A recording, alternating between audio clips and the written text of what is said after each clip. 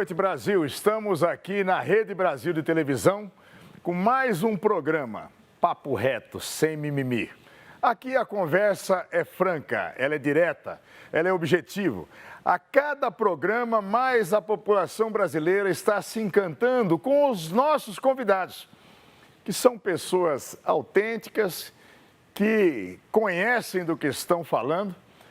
E hoje eu tenho a felicidade de ter aqui no Papo Reto, sem mimimi, ele que é um grande amigo há mais de 35 anos, policial militar de carreira, piloto de helicópteros, que não pensava em ir para a área política, mas recebeu uma intimação da sociedade brasileira, deixou a carreira de piloto de helicóptero, se tornou deputado federal por São Paulo e hoje é uma das figuras mais emergentes no Congresso Nacional, um dos deputados federais mais atuantes. Seja pelas suas posturas, seja pelas suas convicções, é esse aí que estará conosco. Formado pela Academia do Barro Branco em São Paulo, o coronel Márcio Tadeu Anhaia de Lemos foi eleito deputado federal pelo PSL nas últimas eleições com 98.373 votos. Oficial da Polícia Militar do Estado de São Paulo desde 1984, graduado em Direito pela Universidade de São Paulo e mestre em Ciências Políticas de Segurança e Ordem Pública, o deputado atua em políticas que reforcem a segurança, a educação e o combate à impunidade. Após 33 anos de carreira na Polícia Militar, ainda foi piloto comercial de helicópteros e é autor de livros sobre segurança pública. Pois é, minha gente, com muita satisfação recebo o meu amigo, irmão, Coronel Tadeu.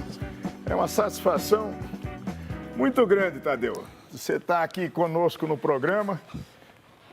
Eu conheci o Tadeu quando ele ingressou na Academia do Barro Branco e depois acabou se tornando oficial da turma de 1984 da Polícia Militar, fez uma carreira brilhante na Polícia Militar e, de repente, teve um chamado aí, um tranco para ajudar a mudar o Brasil. Como é que foi, Tadeu, essa sua vida na Polícia Militar e esse instante que você acabou entrando para a área política? Foram 30 anos que passou muito rápido, parece que não, mas passa rápido 30 anos.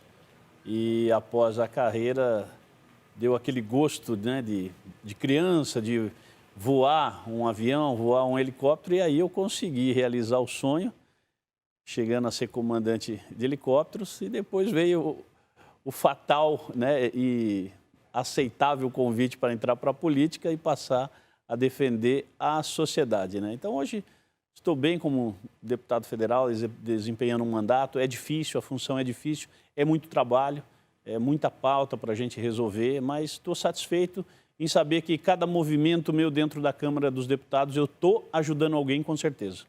O que é mais difícil no Brasil? Ser policial nas ruas, ser comandante de tropa como você foi, ou ser um político dentro do padrão que a sociedade espera? Sem dúvida nenhuma, ser policial é muito mais fácil. Você sai para a rua, fácil mesmo? Mais fácil. Enfrentar o ladrão de arma na mão é mais fácil? Muito mais fácil.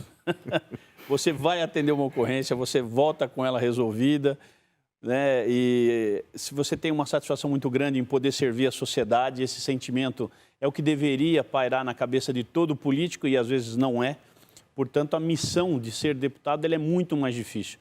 Para você conseguir realizar aquilo que na sua cabeça é muito óbvio, você entra dentro de um plenário com 513 pessoas diferentes de diversas origens e aí você vai ter que discutir aquela ideia que para você é óbvio, chega lá dentro, o mundo se diferencia, ele vira de ponta cabeça e aí é onde você começa a, às vezes, até se sentir impotente. Fala, poxa, por que eles não enxergam tanta obviedade como eu enxergo?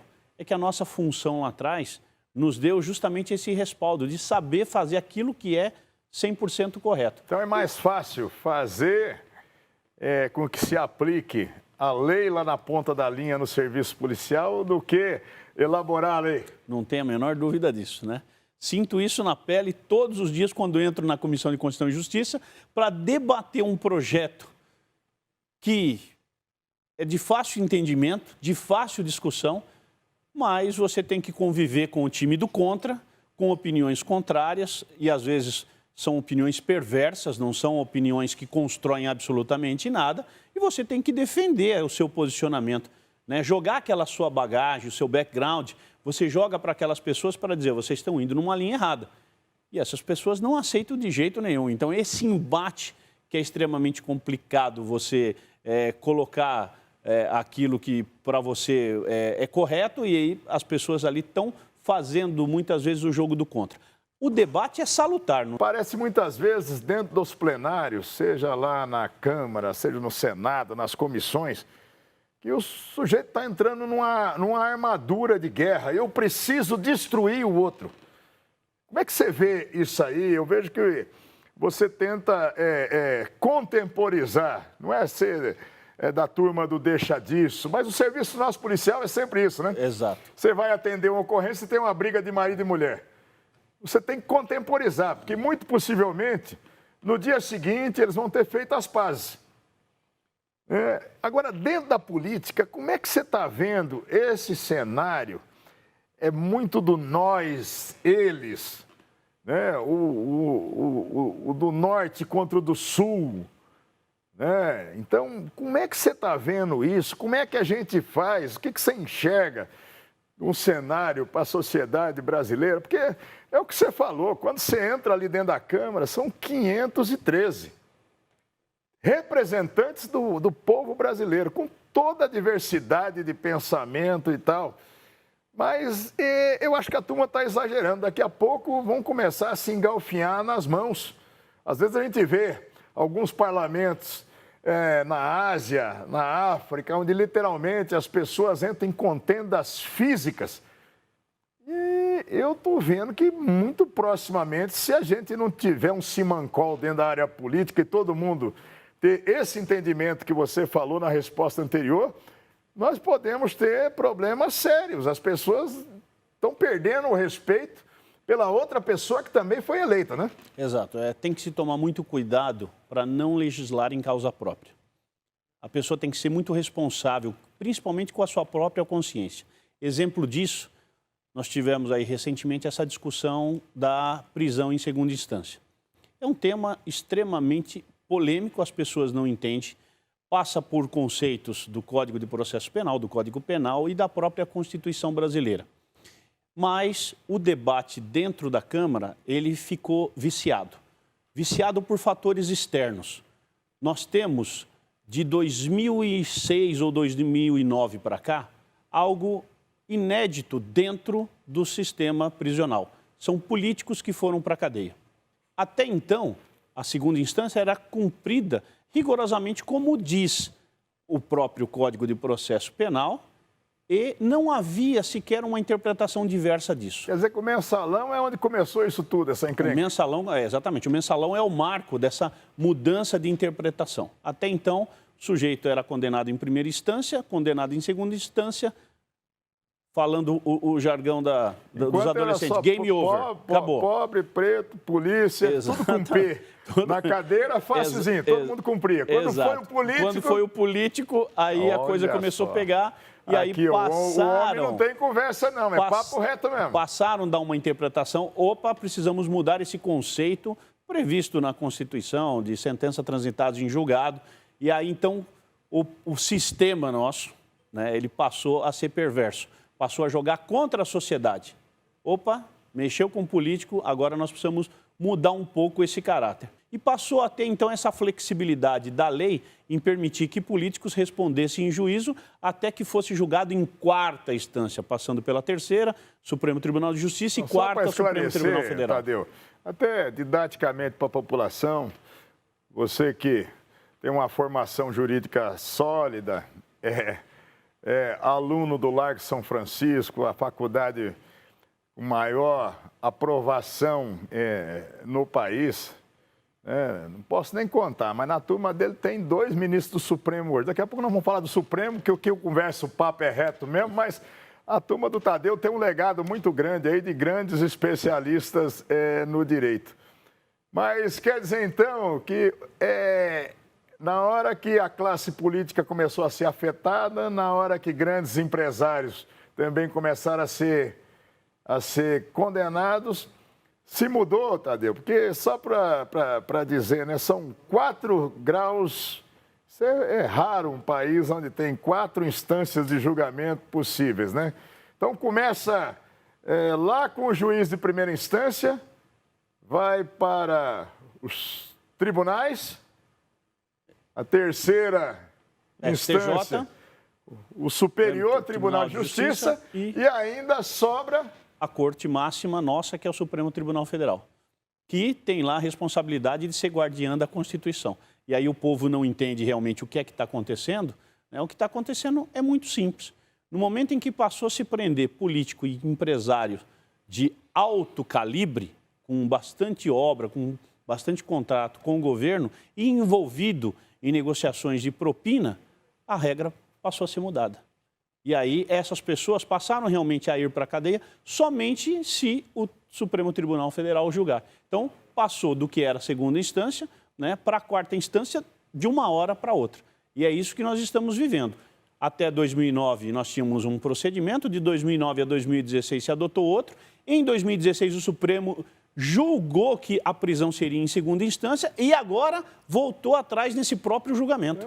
Um voto do Gilmar nisso aí, né? Gilmar Mendes? Tem um voto do Gilmar. Em 16 ele foi favorável. Tem um voto do Gilmar Mendes que realmente ele foi antagônico com ele mesmo. Em 2016 votou de uma forma e agora em 2019 voltou de outra, de forma diversa daquilo que ele mesmo havia dito lá atrás. Então essa incongruência é que faz com que a sociedade fique refém da justiça no momento em que se pede mais justiça, no momento em que nós estamos brigando pela extinção da impunidade nesse país, prescrição de processos horrorosos, né, de escândalos de corrupção que já prescreveram, inclusive porque o próprio Supremo não tomou atitude nenhuma. Agora, Tadeu, o pacote anticrime do Sérgio Moro, nós estamos falando de coisas que a população entende, o povo gritando nas ruas, eu quero segurança, eu quero polícia, eu quero lei mais apertada. E, de repente, o presidente Bolsonaro colocou de forma muito acertada, foi um dos seus maiores acertos, foi colocar o Sérgio Moro como um símbolo mesmo de aplicação da lei, da justiça, pelo que ele representou na Lava Jato, pelo que representa até hoje. E o Sérgio Moro, juntamente com vários juristas, sua assessoria, apresentou um pacote de medidas, de alterações de algumas leis, e coisas muito óbvias. Eu confesso para você que eu tinha uma certeza, eu falei, escuta, isso vai passar direto. Tem muita discussão, né? Ele apresentou isso aí lá no começo, logo em março. Ele está falando de coisas absolutamente óbvias, que ele sentiu como juiz, você sentiu como policial nas ruas, né? O cidadão sente a falta na aplicação da justiça. Mas você já vai falar sobre o pacotão do Sérgio Moro, querem deixar um pacotinho, né, no próximo bloco, porque aqui a conversa é o papo reto, está interessantíssimo. O Tadeu vai falar sobre o pacote anticrime, o pacote do Sérgio Moro, no próximo bloco. Um rápido intervalo e a gente já volta já.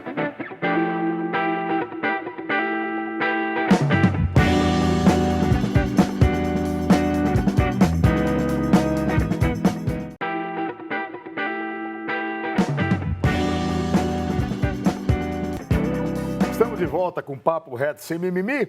Tadeu, pacote anticrime, sai, não sai, sai um pacotinho, vai sair um pacotão? Um dos projetos mais bem feitos que eu já vi na minha vida. Ele é amplo, ele é grande, atinge muito o Código Penal e o Código de Processo Penal, mas, obviamente, encontrou o aspecto político pela frente como uma grande barreira. Então, o que fizeram do pacote anticrime?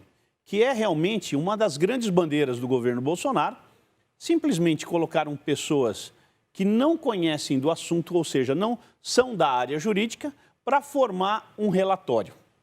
E aí o aspecto político pesou em cima do projeto. E ele foi praticamente desfeito pela comissão. Povo aí, como é que é formado esse grupo aí, né? Que não é nem uma comissão especial, né? Como é que foi isso aí? Explica para as pessoas que é a indicação dos partidos, que não necessariamente são os com maior saber jurídico dentro dos partidos. Explica isso para o povo. O projeto ele entra dentro da Câmara dos Deputados. A partir de então, ele, por decisão de ofício do presidente da Câmara, ele montou uma comissão de deputados onde todos os partidos precisam realmente mandar representantes. E aí, sabendo do assunto, os partidos vão mandar aquelas pessoas que interessam ou a derrubar o projeto ou a fazer o projeto tramitar como ele veio. E, infelizmente, não foi da melhor forma, né, que nós esperávamos que fosse. O projeto, realmente, essa comissão que foi montada foi feita para derrubar o projeto. Tirar do projeto as principais partes. Mas, Tadeu, o povo não está pedindo, pelo amor de Deus, segurança? Exato. O povo pede, mas dentro da casa... E aí onde a gente sempre fala que a participação do povo é extremamente importante para se pressionar os deputados, e isso praticamente ficou escondido, não se deu tanto alarde como se deveria, e o projeto ele praticamente secou.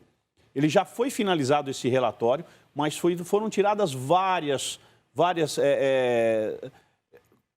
itens importantes do projeto. Por exemplo, o tal do plea bargain, que seria uma negociação entre o Ministério Público... Como tem nos Estados Unidos. Exatamente. Foi retirado. Aquela negociação entre o promotor e o acusado, o autor do crime... No filme americano, que resolve na hora. Vamos resolver na hora. Agora. Você cumpre 5 anos agora e não continua o processo. Exatamente. O que tem de ruim nisso? Nada. Só iria economizar, o bandido iria mais rápido para trás das grades, ou seja, nós estaríamos praticando a punibilidade mesmo, né? Deixando de lado a impunidade.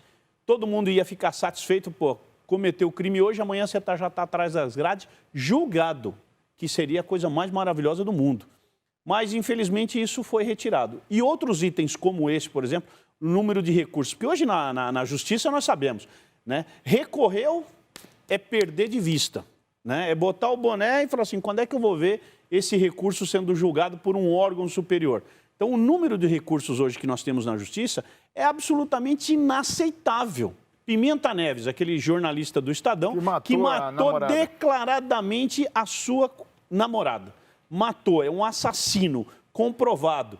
Não dá para falar que contou mais, que só foi esse. Mas, com dinheiro, contratando bons advogados e se utilizando dessa fragilidade da lei processual, ou seja, usando dos recursos, até hoje ele não foi para a cadeia. E o processo dele está por aí, perto de prescrever, pelo que eu lembro do fato. Já são 14 anos. Já tem bastante tempo.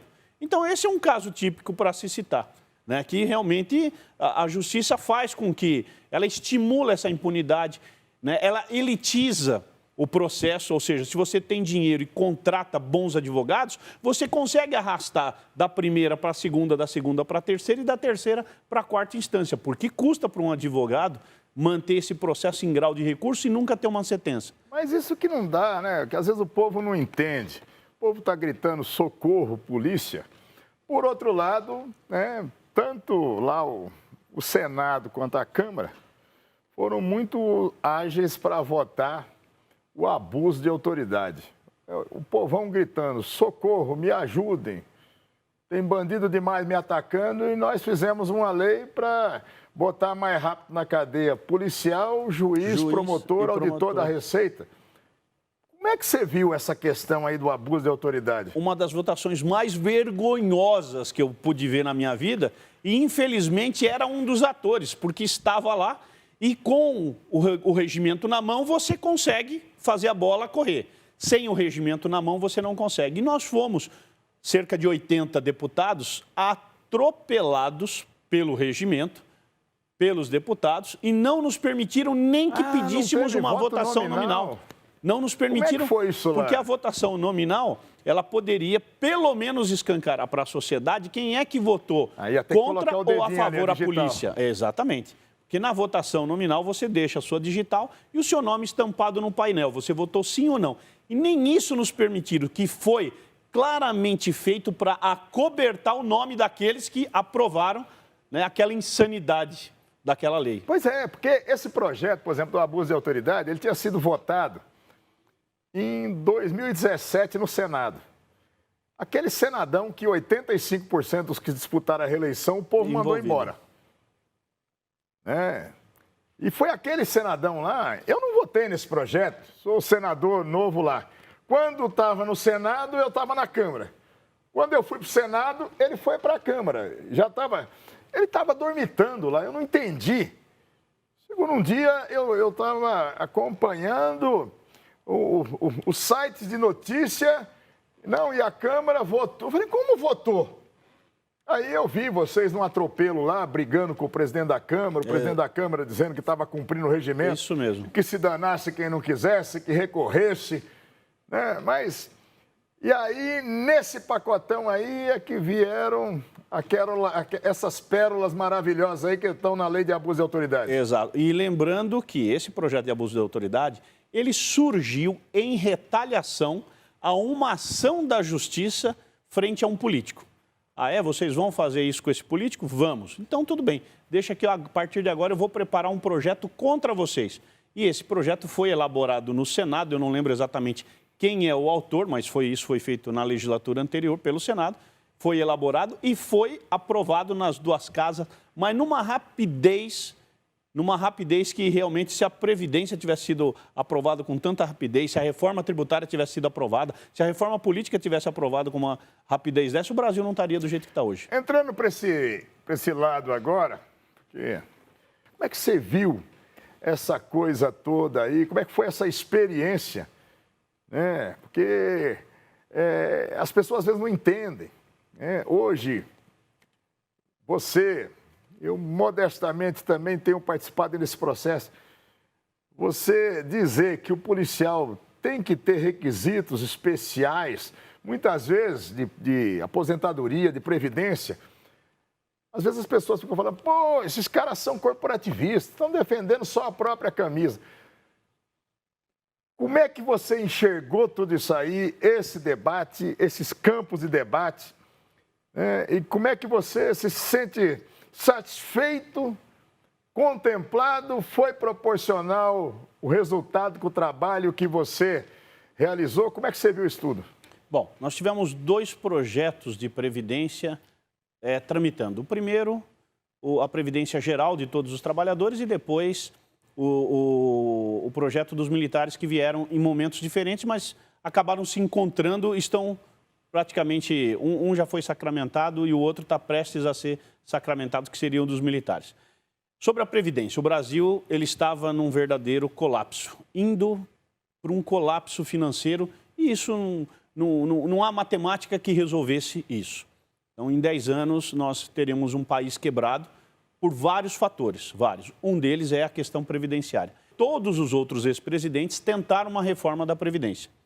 E aí veio mais uma reforma, a do Bolsonaro, foi ousado, no primeiro ano de mandato, mandou o projeto para lá, que previa uma economia X, 1 trilhão e 300 bilhões, e acabou saindo satisfeito com uma economia entre 800 bilhões e 900 bi em 10 anos. Isso é fato, isso realmente vai contribuir muito para a saúde financeira do país. Às vezes é difícil você explicar para o povo por que tanta agressividade na Previdência, é porque nós estamos atrasados. Isso já era para ter sido feito lá em 94, 95, 96, infelizmente não foi feito e o problema só veio se agravando. Em 10 anos nós não teríamos dinheiro, simples. Colapso total, não teríamos dinheiro para pagar absolutamente ninguém. Então você está satisfeito com o trabalho desenvolvido? Sim. Até a imprensa mesmo fez matéria dizendo, olha, nesse ano o deputado Coronel Tadeu foi o cara que mais defendeu o governo Bolsonaro e o Bolsonaro em plenário, por consequência a Previdência. Exatamente. Precisava fazer? Precisava, isso não tinha como. A questão dos militares é justamente em função da profissão que eles exercem. É uma profissão de risco. Nós temos profissionais, tanto das polícias militares, bombeiros militares e das próprias Forças Armadas. É uma profissão que está combatendo a criminalidade o tempo inteiro, e não tem hora para morrer. A qualquer momento, o sujeito pode realmente tombar em combate, e virar um herói. Essa profissão, houve até um entendimento da Câmara da Câmara toda, né? Praticamente dos 513 deputados, não vi ninguém absolutamente contra em reconhecer que realmente esses profissionais são diferenciados. E esse reconhecimento foi dado na Câmara dos Deputados e agora provavelmente vai ser dado também no Senado e nós teremos realmente somente essa categoria. E é bom deixar bem claro para a população que nós não estamos privilegiando ninguém. Somente essa categoria dos militares é que vai ter uma aposentadoria especial só. Aí vamos perguntar, juiz? Não. Promotor? Não. Político, que é onde a população mais fica preocupada. E os políticos? E a aposentadoria dos políticos? Acabou. Acabou. É 5.800 igual a todo mundo. Se quiser, pague uma previdência privada e vá receber um pouco mais na sua aposentadoria. Mas é INSS, 5.800 de teto e acabou. Não tem mais privilégio para ninguém, né? E essa foi a maior justiça que nós fizemos. Tadeu, nós conversaríamos por vários programas e vamos conversar. Nós sabemos muito bem que até programas outros você vai fazer com a gente. Quando eu não estiver presente, você vai fazer, porque aqui a conversa é a mesma, no Papo Reto. Vocês viram que o Tadeu, ele fala de tudo, ele conhece todos os assuntos, sabe o que está fazendo e está fazendo um excepcional trabalho. Obrigado, Tadeu. Papo Reto, sem mimimi. Volta no próximo domingo, no mesmo horário, aqui na Rede Brasil de Televisão. Abraço a todos.